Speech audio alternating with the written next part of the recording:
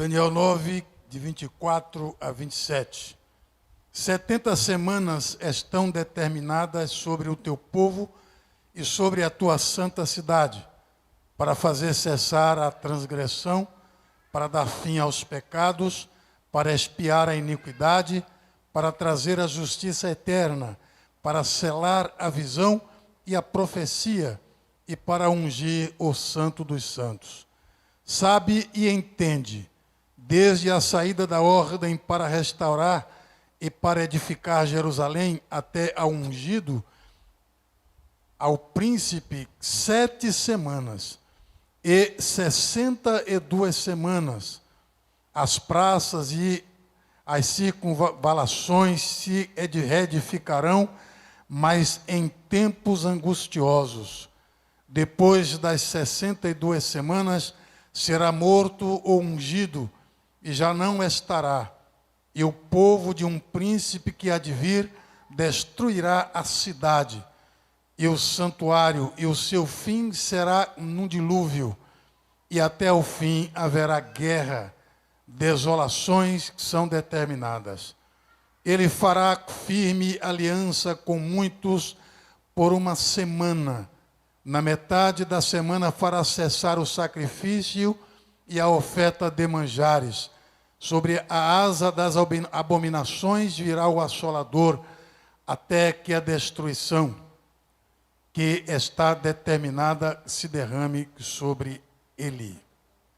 Na última terça-feira nós falamos do arrebatamento, mas não falamos de todas as semanas.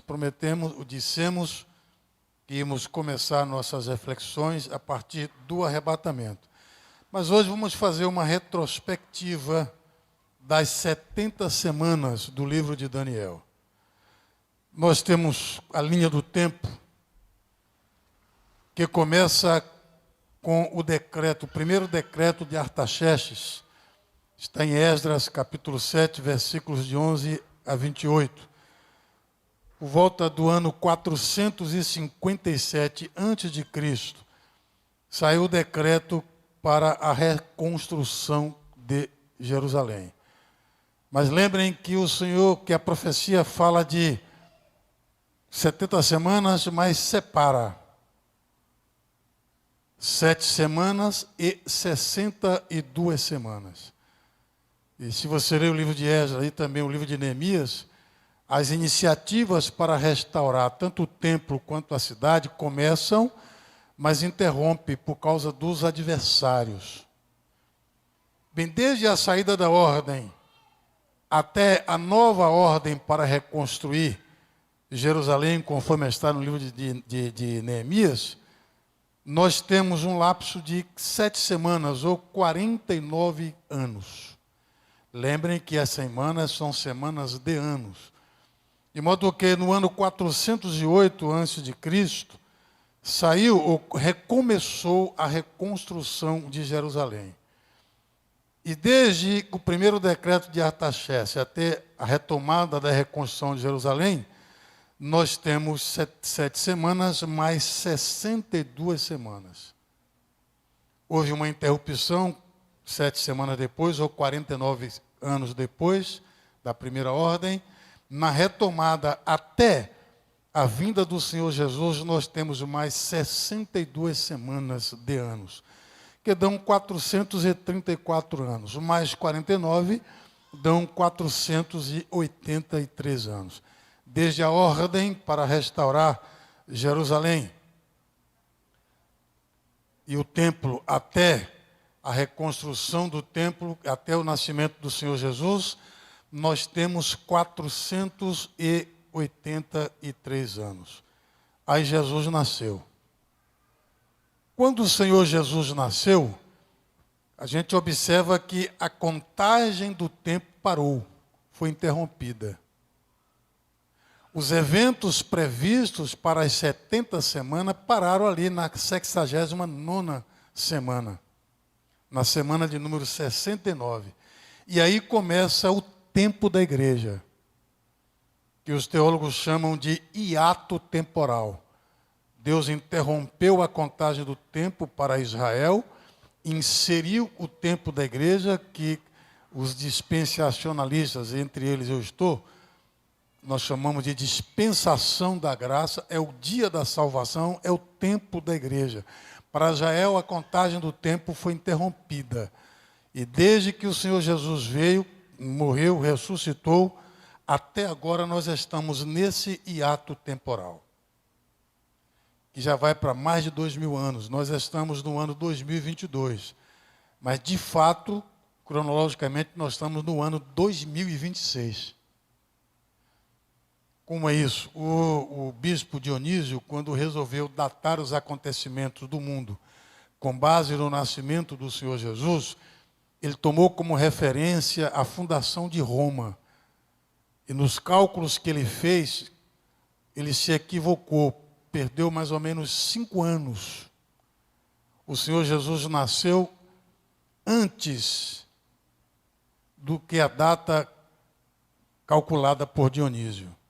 De lá para cá, alguns cálculos foram refeitos por causa das mudanças de calendário, especialmente o calendário gregoriano, e houve uma perda de 4 anos no tempo.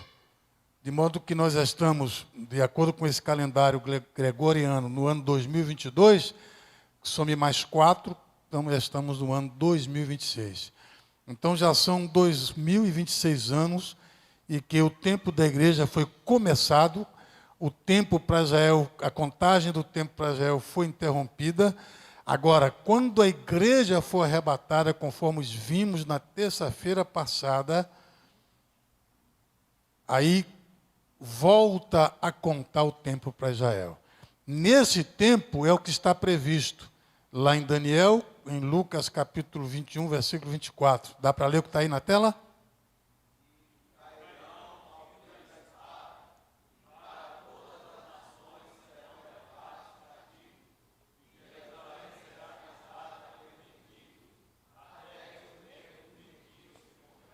Exato. No ano 70, as tropas do general Tito, comandada por Antíoco Epifânio, invadiram Jerusalém, destruíram o que resta lá, um pedaço do muro, destruíram o templo, destruíram a cidade, mataram muita gente e o povo foi disperso pelas nações.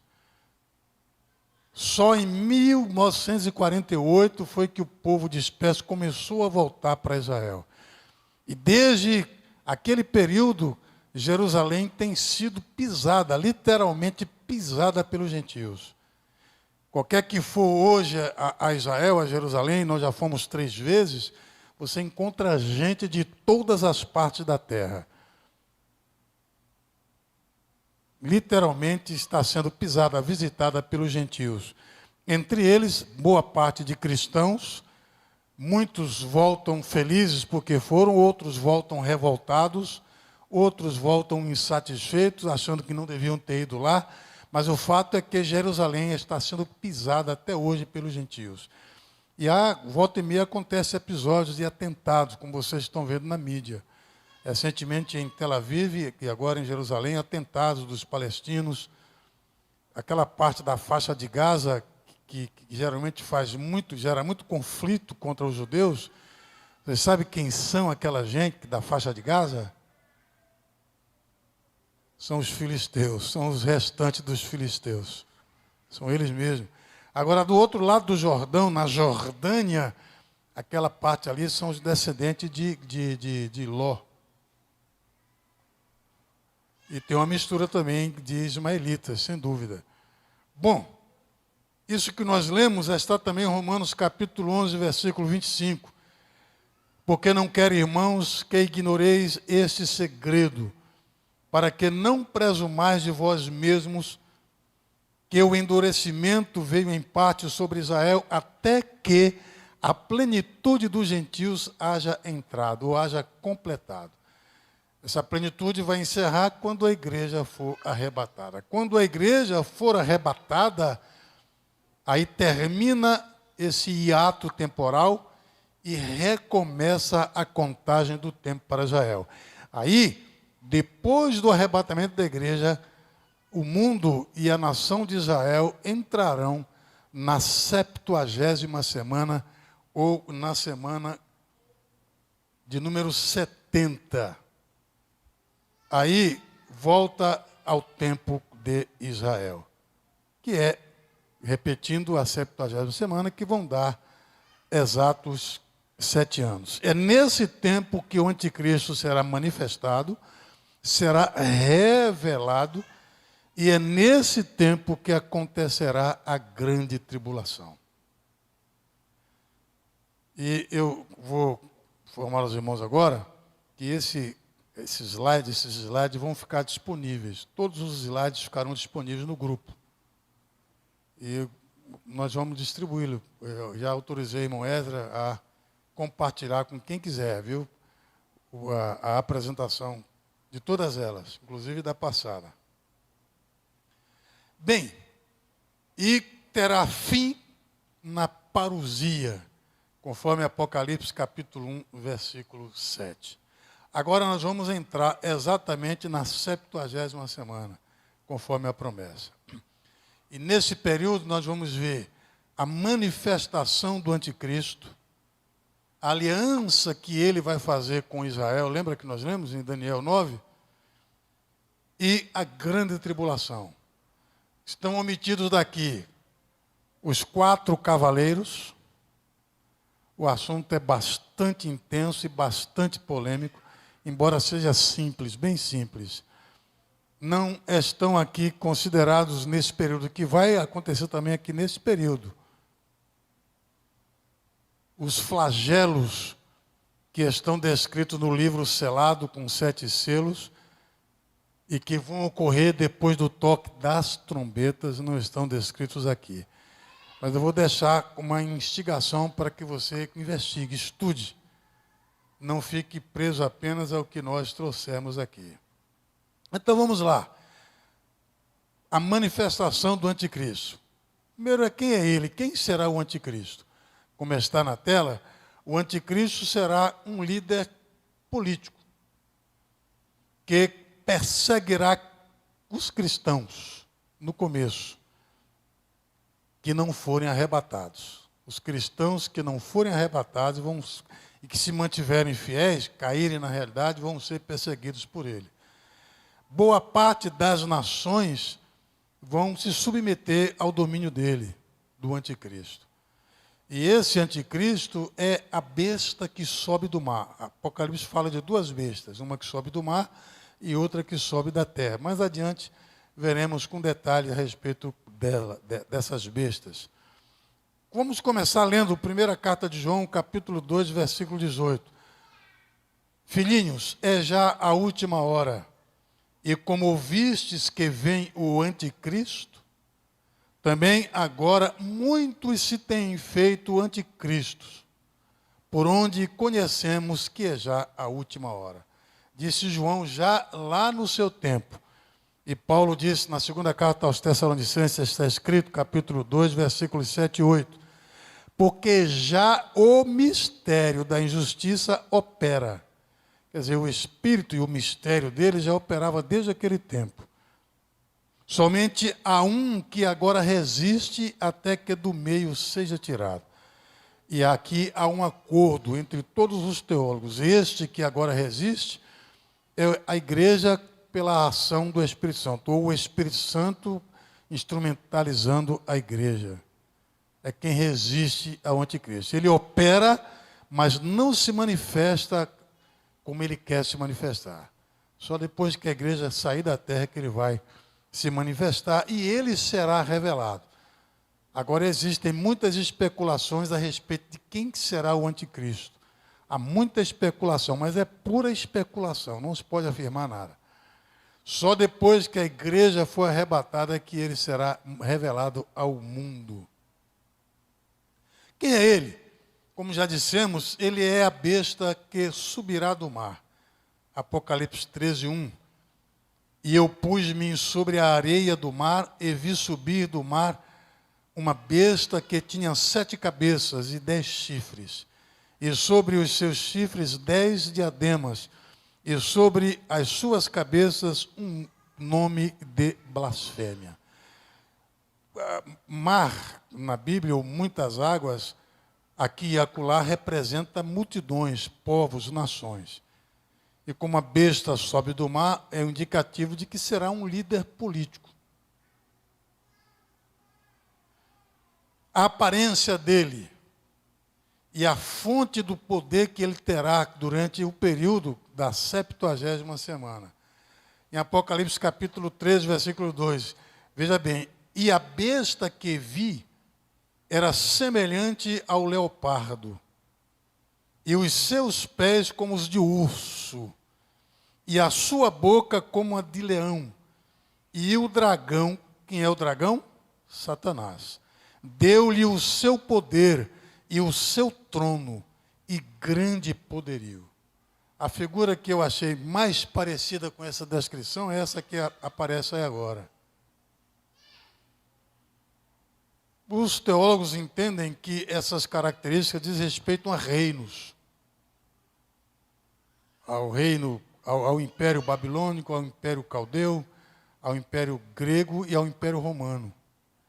Não quer dizer que eles vão ressuscitar, mas características desses impérios estarão presentes nesse período em que o anticristo vai dominar sobre a terra. Características daqueles impérios estarão presentes nesse novo império que ele vai inaugurar depois que a igreja for arrebatada. A sua situação existencial terá uma de suas cabeças mortalmente ferida. Apocalipse 13, 3. E vi uma das suas cabeças como ferida de morte, e a sua chaga mortal foi curada, e toda a terra se maravilhou após a besta.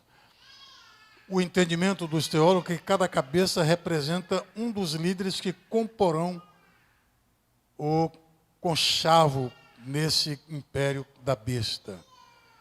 E essa cabeça será, por engano, curada, como está dito aqui.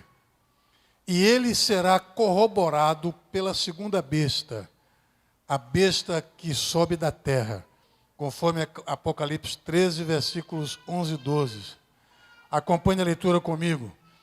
E vi subir da terra outra besta, e tinha 2 chifres semelhantes aos de um cordeiro, e falava como o dragão, e exerce todo o poder da primeira besta na sua presença, e faz que a terra e os que nela habitam adorem a primeira besta, cuja chaga mortal fora curada. Quem é ele? Ele será um líder religioso, é o falso profeta. E que nós vemos até aqui, que o maligno tenta imitar as coisas de Deus. É tudo falso, é tudo operação maligna, mas alguma coisa é imitação das coisas de Deus. Para confundir, para gerar confusão. Por isso que esse discurso aí, às vezes, na mídia, pelos tradicionalistas, pelos radicais tradicionalistas, que nós, pentecostais, somos muito parecidos com eles. É porque lá eles imitam, enganam. Se bem que no meio dos pentecostais, eu sei que eu estou em rede, mas é bom que se diga, infelizmente, às vezes aparecem enganadores, espíritos enganosos, mentirosos, imitando o Espírito Santo. Eu me lembro que, por 2 ocasiões, uma delas foi numa santa ceia, uma pessoa deu um brado de línguas estranhas, na hora que ela deu o brado de línguas estranhas, minha alma rejeitou aquilo. Naquela hora o Espírito de Deus fez sair da minha boca. Um espírito estranho entrou aqui. Na hora que eu disse isso, a pessoa caiu possessa, estribuchando, estremecendo todo pelo chão. Aí a igreja se levantou, expulsou o demônio e a pessoa foi liberta. Outra vez foi uma outra congregação, uma campanha de oração. O diácono olhou e de repente no meio dos irmãos começou alguém também a falar línguas estranhas. Mas o diácono que já está na glória, irmão Manuel, cheio do Espírito Santo, discerniu, chegou para aquela pessoa, no ouvido daquela pessoa, estendeu a mão abençoada dele e disse: quem te chamou aqui, sai em nome de Jesus. Aí o demônio foi embora, teve que sair. Aí tenta às vezes enganar, entra, imita a gente, imita que se não tiver o Espírito Santo de Deus, é enganado. E não adianta inteligência nem experiência.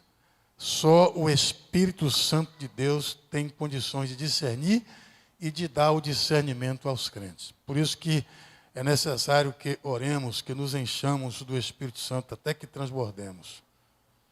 E quais serão as armas do anticristo com o falso profeta?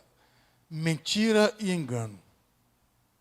Ele vai até fazer fogo descer do céu na presença dos homens. Fará aparentes milagres, mas é tudo engano, tudo mentira. Como está 1 de João 2:22. Primeiro nós vamos ver como é que ele se manifesta, negando a verdade. Quem é o anticristo, ou o mentiroso, perdão, senão aquele que nega que Jesus é o Cristo? É o anticristo esse mesmo que nega o Pai e o Filho. Negou o Pai, negou o Filho, é o anticristo, não acredite. 1 de João ainda 4, versículo 3. E todo espírito que não confessa que Jesus Cristo veio em carne, não é de Deus. A doutrina docética vem lá de trás, desde os dias dos apóstolos. E até hoje está presente, que diz que Jesus não tinha um corpo material. A matéria é ruim, é má, é perversa, e Jesus é divino. De fato é divino. Mas João está dizendo, quem nega que Jesus veio em carne e osso é o anticristo. Não é de Deus. Mas este é o espírito do anticristo, do qual já ouvistes que há de vir, e eis que já está no mundo. Desde aquele tempo. 2 de João 1,7, dá para ler aí, por favor?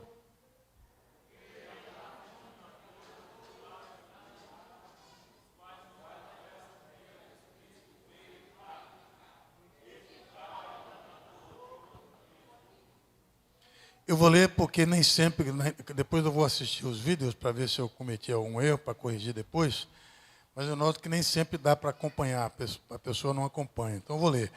Porque já muitos enganadores entraram no mundo, os quais não confessam que Jesus Cristo veio em carne. Este tal é o enganador e o anticristo. Bem, vamos aos atos dele. O que ele vai fazer? Ele e o falso profeta. Apocalipse 13:5. Capítulo 13, versículo 5. E foi-lhe dada uma boca para proferir grandes coisas e blasfêmias. E deu-se-lhe poder para agir por 42 meses. Quer dizer, 3 anos e meio. Então ele vai blasfemar de Deus e vai agir. Foi dado poder a ele. Ele vai agir. Mas vamos acompanhar. Vai blasfemar de Deus. Segundo, ele vai combater os santos e vai vencê-los. Apocalipse 13:7. Dá para ler?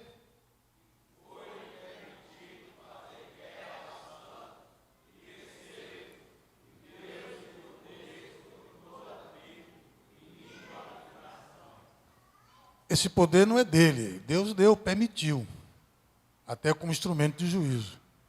E ele vai fazer guerra aos santos e vai vencê-los. Agora a pergunta é, quem são esses santos? A igreja já está na glória. De qualquer forma, é assim, creio, a igreja será arrebatada antes disso tudo acontecer. Mas, caso não aconteça, não será motivo para nenhum crente se assombrar. Porque quem está em nós é maior. Então ninguém precisa ter medo de nada. Mas, segundo entendemos, a igreja já estará na glória. Mas aqueles cristãos que não forem arrebatados, mas que cairão em si, que vão se converter de verdade naquele período, ele e os judeus que não se submeterem ao domínio do anticristo, eles são os santos. Eles vão buscar a Deus. E o anticristo vai fazer guerra a eles e vai vencê-los. Mais adiante vamos ver Apocalipse capítulo 20, versículo 4. Eles vão ser degolados. Porque não vão querer aceitar o sinal na sua mão, nem na sua testa, o sinal da besta. Não vão querer adorar o anticristo, nem a imagem que ele vai mandar fazer. Por isso vão pagar com a vida. Quer dizer, humanamente falando, eles foram derrotados. Só que eles irão para a glória. Quando Jesus vier com a igreja, eles ressuscitarão, conforme veremos na sequência. Vão usar de engano, tanto o anticristo quanto o falso profeta. Usará de engano. Apocalipse capítulo 13, versículo 14. E faz grandes sinais de... Estão jejuando até hoje, é? E faz grandes sinais de...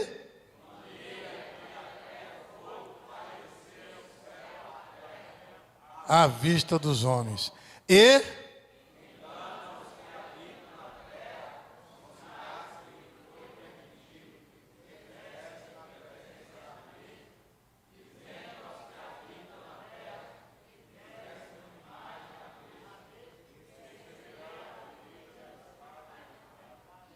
Exato.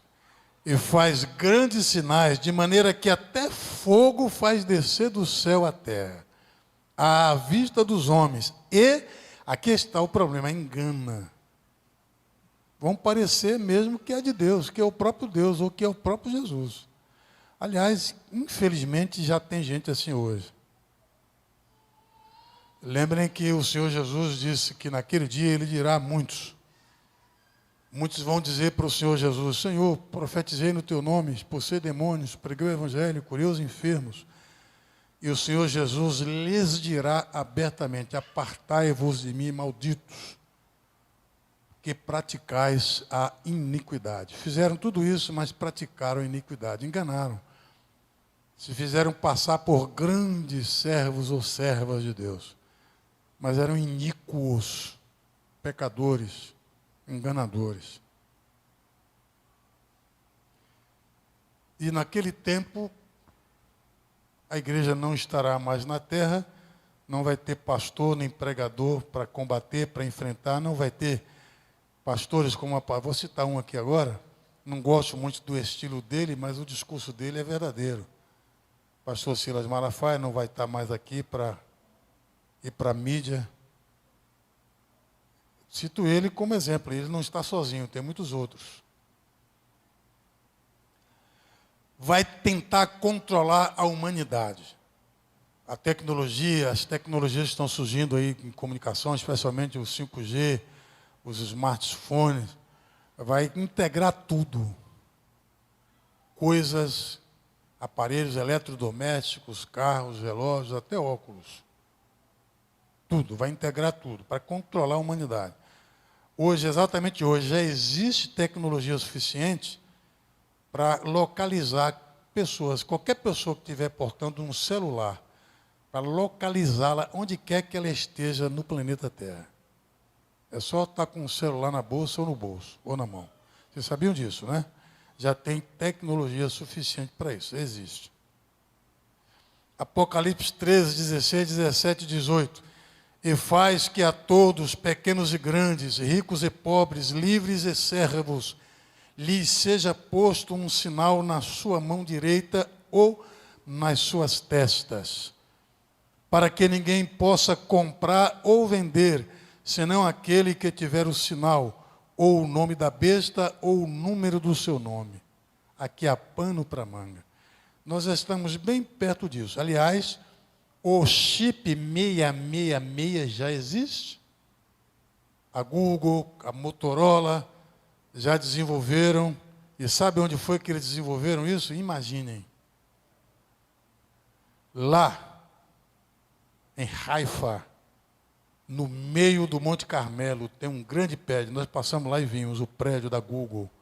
Foi lá que a Google, corroborada pela Motorola e por outra que eu esqueci o nome agora, desenvolveram a tecnologia 666. E o Banco do Brasil e outros bancos já estão testando. É do tamanho de um grão de arroz. E é feito com um produto, com silício e com outro produto. Se vazar, a pessoa morre, porque vai para a corrente sanguínea e morre. Só tem 2 lugares que é aceito sem causar problemas. Só tem 2 lugares. Na mão e na testa. É coincidência? Não estou dizendo abobrinha, não. Pesquise, eu tive contato com as pessoas, com os técnicos, e está na mídia aí, nas redes. O chip 666 já existe. Agora ainda não está sendo imposto. Só vai ser imposto quando a igreja for embora. Mas quem quiser, não vai aceitar não, porque senão você vai se comprometer com o espírito do anticristo. Aqui é a sabedoria. Aquele que tem entendimento, calcule o número da besta. Porque é o número de um homem e o seu número é 666. A melhor explicação que eu encontrei nos livros de escatologia a respeito do nome e do número está no livro do saudoso pastor Severino Pedro da Silva, em escatologia, no livro Escatologia. E a outra explicação está num rabino judeu, cujo nome agora fugiu da memória. Eles seguem passo a passo, calculam o nome e o número. E tudo o que está acontecendo no mundo da tecnologia está caminhando para lá. A rede mundial de computadores, o link, o endereço eletrônico para você acessar qualquer site no mundo é www. O nome da rede, não é isso? Ou do site, do website, .com, ou org, ou gov, conforme a natureza do site ou do website, e a extensão BR do Brasil, PT de Portugal. Cada país tem uma extensão. Aqueles dois números finais é o indicativo do país, da nação. www. Quem desenvolveu isso? Judeu. A letra W no alfabeto hebraico é a letra Vav. Vav. E no hebraico não tem números. Os números são as letras. Cada letra tem um valor numérico. E sabe qual é o valor numérico do Vav no hebraico? 6. Então, quando se digita lá www, está botando 666. As mercadorias que você compra na farmácia, no mercado, nas lojas, tem um código de barra, não é? Eu desenvolvi muitos algoritmos, quando eu era programador da CEPLAC, desenvolvi algoritmos em cima de código de barras. São 3 conjuntos de números. Por trás, existe um algoritmo, um cálculo. Cada coluna tem que dar o resultado final, que é o verificador, tem que ser 6. Cada coluna tem um significado. Tem a origem da nação, tem a natureza do produto, tem o valor dele. Isso varia, essa indicação varia de organização para organização. Mas o algoritmo, o cálculo tem que dar 6 em cada coluna. 6, 6, 6. Quando você leva a mercadoria lá, no mercado lá, ou na farmácia, bota o leitor, por trás daquele código de barra, aquelas barrinhas lá, tem 666. Isso é o quê? Preparativo para o domínio do anticristo. É o número de um homem. Por causa disso, se levantou muitas possibilidades, se especulou muito. Eu até disse aqui, se diz que o anticristo será o Papa, porque na mitra, naquele chapéuzão que o Papa usa, imitando o sacerdote judeu, está escrito em latim, Vicarivi Filii Dei, em latim. E no latim, os números também são letras. E a soma das letras dessa Vicarivi Filii Dei dá 666. E Vicarivi Filii Dei quer dizer vigário do Filho de Deus, ou substituto do Filho de Deus. É até uma blasfêmia, né? Um homem se achar substituto do Filho de Deus é uma blasfêmia. Também aquela profetisa do Adventismo, a Ellen Goldwhite, Helena Ouro Branco, traduzindo, o valor numérico das letras do nome dela também dá 666. Mas nem por isso o Papa ou ela será o anticristo. Não quer dizer que seja. É apenas especulação. Só se vai saber quando ele se manifestar. E quando ele se manifestar, os crentes fiéis não estarão mais aqui.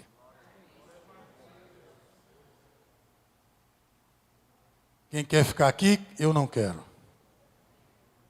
Então, busque a Deus em oração. Estude a Bíblia, se encha do Espírito Santo. Se abrigue nas asas do Onipotente. Fique debaixo do sangue do Senhor Jesus. Seja fiel ao Senhor Jesus. Ele fará uma aliança, o anticristo fará uma aliança com Israel. Daniel 9, 27. E ele firmará aliança com muitos são judeus. Quando fala muito, quer dizer, nem toda a nação de Israel vai engolir ele. Ainda bem. Por uma semana, quer dizer, 7 anos. E na metade da semana fará cessar o sacrifício e a oblação. E sobre a asa das abominações virá o assolador. E isso até a consumação. E o que está determinado será derramado sobre o assolador. Apocalipse capítulo 13, versículos 14 e 15. E engana os que habitam na terra com sinais que lhe foi permitido que fizesse em presença da besta, dizendo aos que habitam na terra que fizessem uma imagem à besta que receberá, ou que recebera a ferida da espada e vivia. E foi-lhe concedido que desse espírito à imagem da besta, para que também a imagem da besta falasse e fizesse que fossem mortos todos os que não adorassem a imagem da besta. No início, assim que a igreja foi arrebatada, logo no começo da 70ª semana, ele vai fazer uma aliança com Israel. Só Israel terá liberdade de praticar o seu culto, a sua religiosidade. As demais nações terão que aderir à religião mundial que ele vai implantar. Só que na metade desse tempo, ele vai se envaidecer tanto que vai mandar fazer uma imagem. E vai exigir que a imagem seja adorada. Nesse tempo, a Israel vai cair a ficha. Se esse fosse o Messias, não faria isso. O Messias não vai encorajar a idolatria. Aí vai romper a aliança. Israel vai se levantar e vai romper a aliança. E aí começa o grosso da grande tribulação para os judeus e para os crentes que estiverem aqui. A grande tribulação começa desde o início. Mas vai se tornar mais intensa, mais pesada aí. Por quê? A partir daí, haverá os juízos de Deus sobre o anticristo e sobre as nações desobedientes ao Evangelho. Aqueles flagelos descritos lá em Apocalipse, que vai fazer com que as pessoas queiram morrer, mas não vão poder morrer, vão ser atormentadas, vão querer morrer, mas não vão poder morrer. Só depois, quando Deus autorizar, farão parte da grande tribulação. E, segundo dizem os entendidos, a grande tribulação é um tempo de muito sofrimento no mundo, que vai acontecer um pouco antes do fim dos tempos. E ainda eles dizem que é a última disciplina para a nação de Israel, por ter rejeitado o Messias, desde lá de trás. Quando a gente lê tempos aqui, fim dos tempos, ou tempos aqui, entenda domínio dos homens sobre a terra. Até aí, os homens estarão dominando sobre a terra. Deus vai começar a fazer juízos, cobrar vingança das nações que não obedecem ao Evangelho. Aqueles que estiverem obedecendo vão sofrer por causa do anticristo, vão morrer. E logo, quando terminar a 70ª semana, aí tudo vai mudar. Mateus capítulo 24, versículos 21 e 22. Porque haverá então grande aflição, como nunca houve desde o princípio do mundo até agora, nem tampouco há de haver. E se aqueles dias não fossem abreviados, nenhuma carne se salvaria, mas por causa dos escolhidos, serão abreviados aqueles dias. E os escolhidos aqui é uma referência mais pontual à nação de Israel, que escaparem dos flagelos. É claro que os cristãos que também resistirem, sobrarem nesse tempo, somarão as fileiras dos escolhidos. Esse tempo em outras passagens da Bíblia, não muito fácil de compreensão, mas ao mesmo tempo fácil, isso não é contradição, quando eu digo não fácil, por causa das nossas limitações. Fala de tempos. Bem-aventurado que resiste até tantos dias e depois até tantos dias. Quando você soma os dias, dá mais, esses últimos dias, que era para ser mais de 3 anos e meio. Mas Deus vai compactá-los para que sejam só 3 anos e meio. Por causa dos escolhidos, para que eles não se percam. Deus vai fazer isso. Quais os eventos nesse período da grande tribulação, ou melhor, no período da 70ª semana? Primeiro, guerras.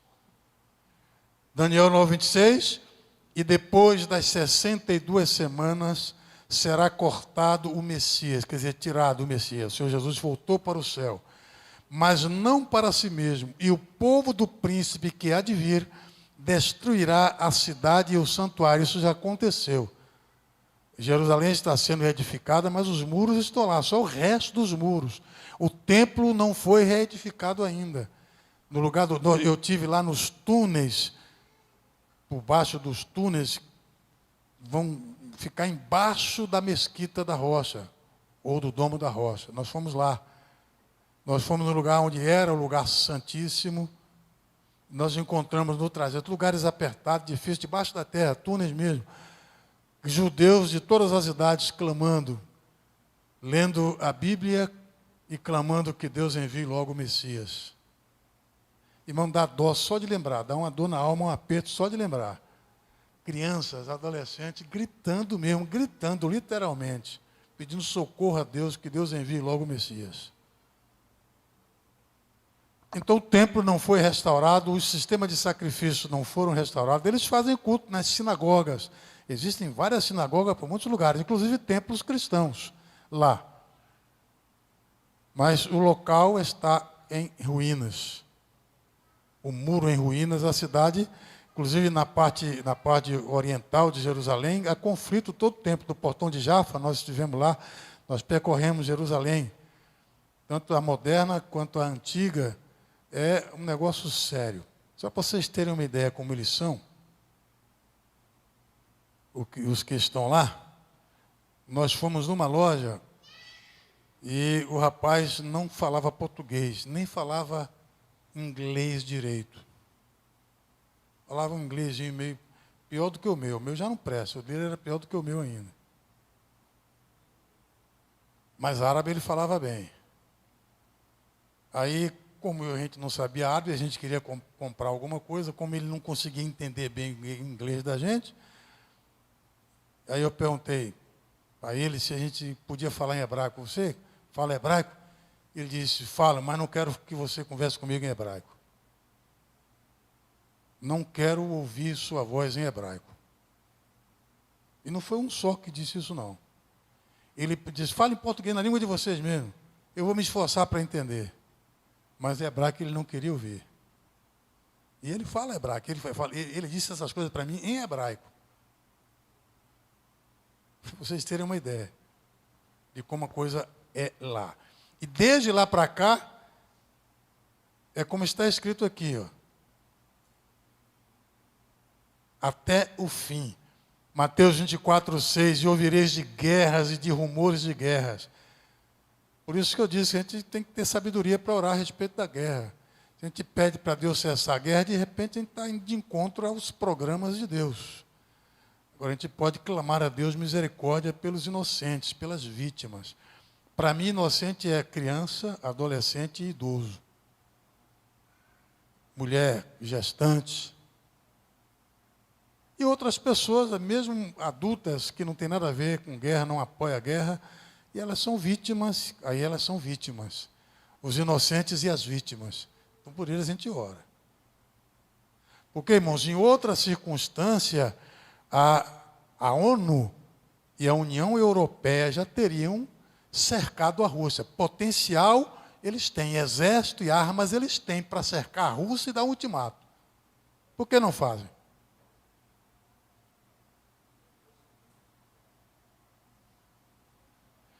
Haverá pragas, fomes e desastres naturais. Pragas, fomes e desastres naturais. Está escrito, Apocalipse 16, 8 a 11. E o quarto anjo derramou a sua taça sobre o sol, e foi-lhe permitido que abrasasse os homens com fogo. E os homens foram abrasados com grandes calores, e blasfemaram o nome de Deus, que tem poder sobre estas pragas, e não se arrependeram para lhe darem glória. É por isso que eu digo, não espere uma segunda chance. Sua chance é agora. Olha o que eles vão fazer aqui. Não vão se arrepender, muitos não vão se arrepender. E o quinto anjo derramou a sua taça sobre o trono da besta, e o seu reino se fez tenebroso, e eles mordiam as suas línguas de dor. E vocês acham que o anticristo e os seus asseclas vão descontar essa cobrança de Deus da parte dele? Vão descontar em quem? Nos moradores da terra. E por causa das suas dores e por causa das suas chagas, blasfemaram do Deus do céu e não se arrependeram das suas obras.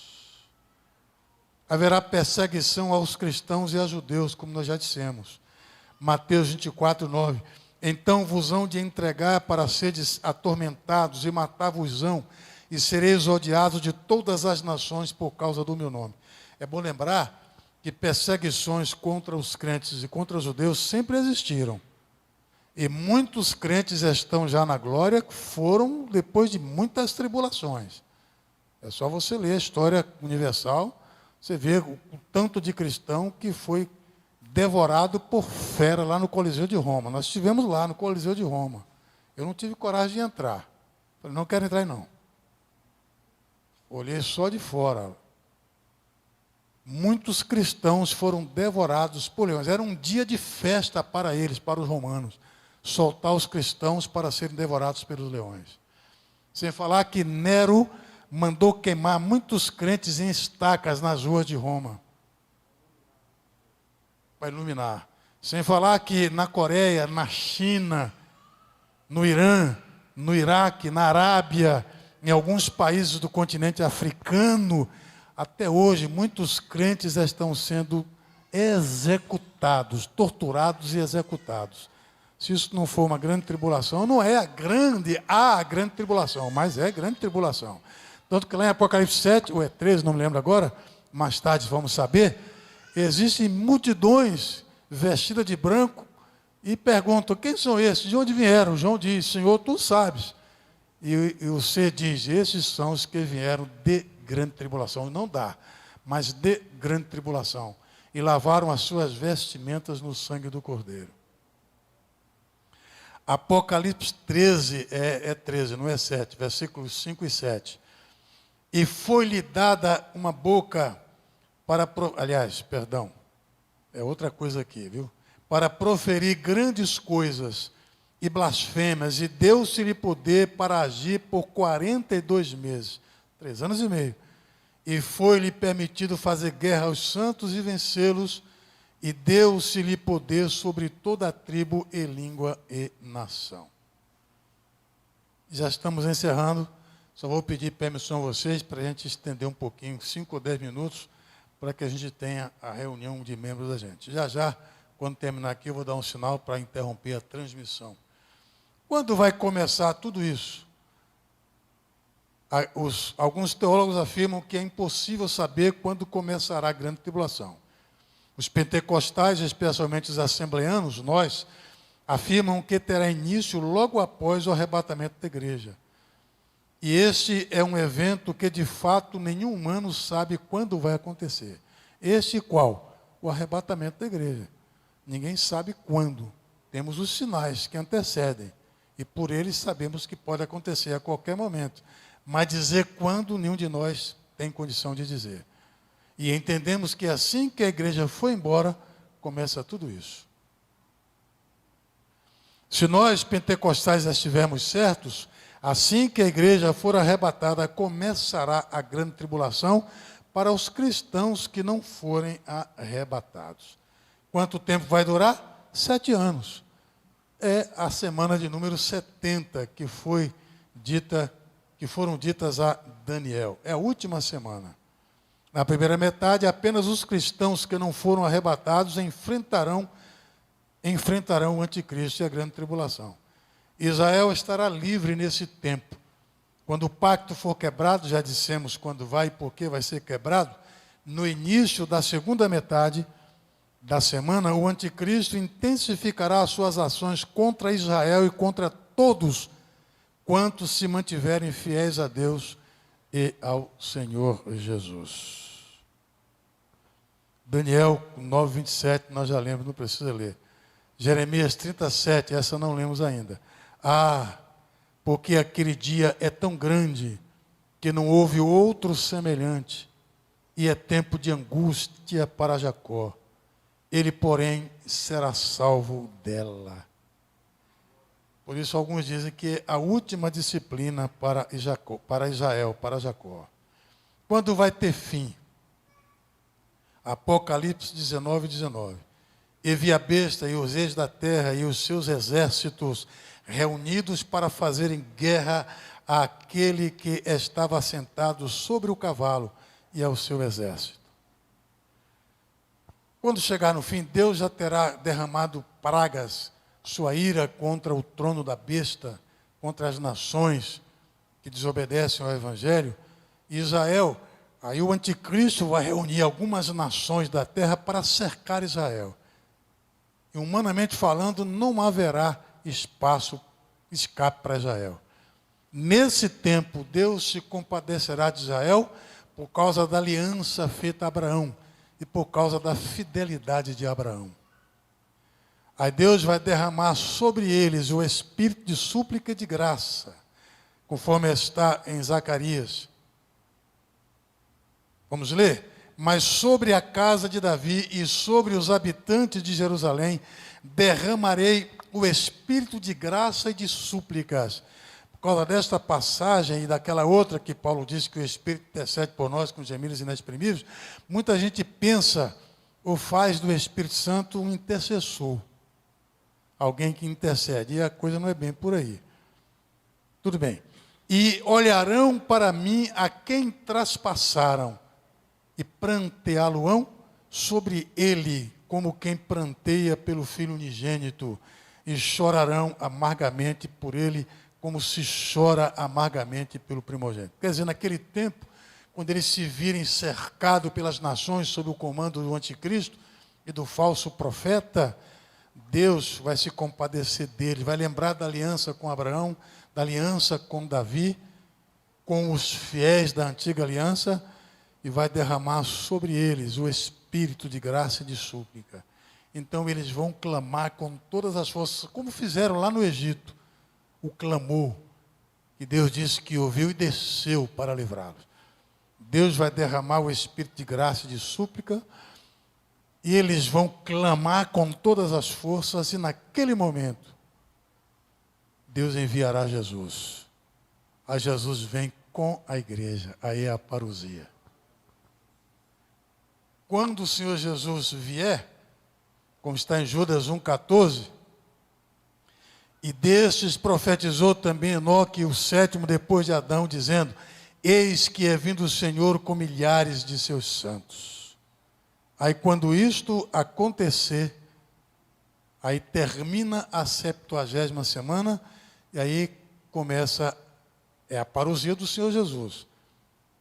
A palavra mais apropriada é essa mesma, da ideia de, é uma coisa processual, é um evento processual. Parecido como no casamento. E ultimamente não tem esse processo todo, os mestres de cerimônias fazem aquele ritual todo. Parada de 7 de setembro, que há muito tempo que não se vê, né? É tipo aquilo. Eu vou antecipar só para aguçar o interesse de vocês, que vocês já sabem, eu sei disso.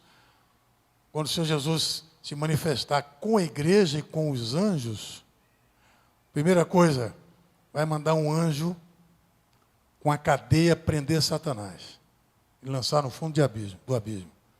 Segundo passo, vai mandar o anjo prender o falso profeta e o anticristo e lançá-los vivos no lago de fogo e enxofre.